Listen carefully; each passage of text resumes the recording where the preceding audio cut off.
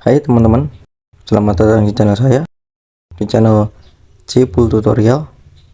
Kali ini saya akan membagikan bagaimana cara menghapus save data yang sudah tersimpan pada aplikasi Google Play Games, teman-teman ya. Untuk cara menghapusnya, yuk kita simak videonya. Yang pertama, teman-teman bisa buka aplikasi Play Game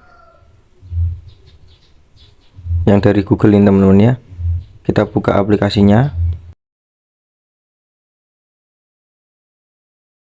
Setelah itu teman-teman bisa tekan yang tombol pojok kanan atas titik 3 ini, teman-teman.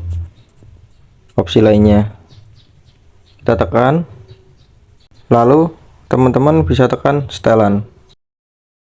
Setelah itu teman-teman slide ke bawah, cari yang namanya hapus akun atau data Play Game. Kita tekan hapus akun atau data Play Game.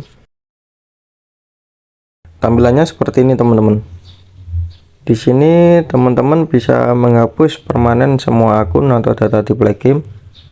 Lalu juga bisa menghapus data Play Game satu persatu. Langsung kita coba saja ya, teman-teman. Coba hapus data Play Game Army Man. Ini notifikasinya seperti ini, teman-teman. Kita coba yang lain.